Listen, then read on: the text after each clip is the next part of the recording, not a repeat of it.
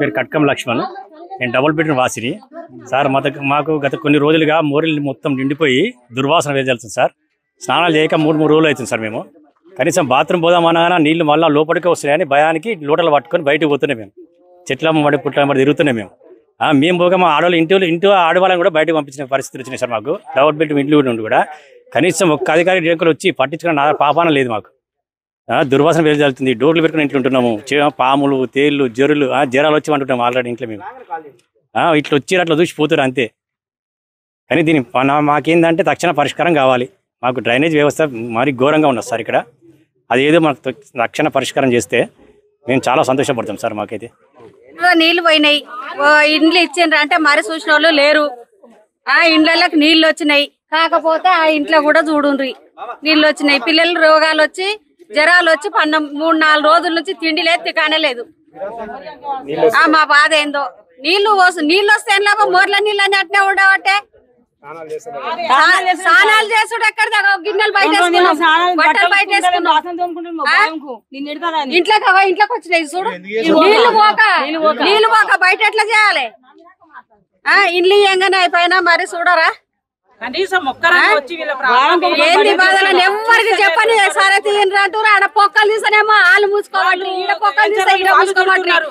ఆడనేమో వాళ్ళు వ్యవసాయదారులు వాళ్ళు తిట్టబట్టి గలీజ్ మాటలు ఇచ్చి ఏం లాభం? కిరాయి ఇంట్లో ఉంటేనన్నా బుక్కడి తిని హాయిగా వండుకుందాము. ఇండ్లు ఇచ్చి ఏం లాభం? నీళ్ళు ఓతులు వాసన పొద్దుంటే దోమలు ఇంట్లో నాశనం రావాలంటే ఏదన్నా వానకాలం వస్తే కొట్టుకోవచ్చు. మనిషి ఇట్లా అయిపోయింది. డబుల్ బెడ్రూమ్ ఇచ్చి మీకు వేస్ట్ ఓట్లే లేదని అంటున్నారు. 60 మంది వేస్తేనే గెలుస్తారా? ఎంత ఘోరం మంది వచ్చి ఏమైనా పట్టించుకుంటున్నారా? చిన్న పిల్లలతోటి పాములతోటి చనిపోతాం, బాధ అవుతుంది. లోపలికి వస్తున్నాయి రివర్స్ నీళ్లు. ఒక్కరన్నా మరి వచ్చి చూపడంలో లేరు. ఇచ్చినామంటే ఇచ్చిన డబుల్ బెడ్రూమ్లు అంతే. చెత్త కూడా సఫాయిలు కూడా వస్తలేరు. 2 సార్లు పోయి కంప్లైంట్ కూడా ఇచ్చొచ్చారు. ఎవ్వరు వస్తూనే లేరు. ఇక్కడ దోమలు చిన్న వచ్చి ఎంత సంబరంతో వచ్చినా కానీ మాకు దుఃఖం వస్తుంది. ఇక్కడ ఉండాలంటేనే కష్టం అనిపిస్తుంది. రోజు గొడవలు, ఎక్కడొక గొడవలు.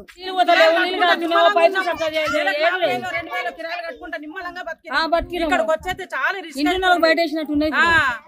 మా చెత్త తీయక పిల్లలకు కూడా మంచిగా చేస్తే బాగుంటుంది. వచ్చి ఎక్కడ ఇయ్యలేదా డబుల్ బెడ్రూమ్? ఇక్కడనే ఇచ్చి రాలేరులా. ఎవరి దగ్గర పోయినా కూడా చెప్తున్నాం. మళ్ళీ చెప్తున్నాం ఎవరికైనా మేము వేస్తాం. అన్ని ఓట్లు వేస్తేనే ఉంటది, ఉండదా? ఇచ్చింది పేదోళ్ళకే కదా.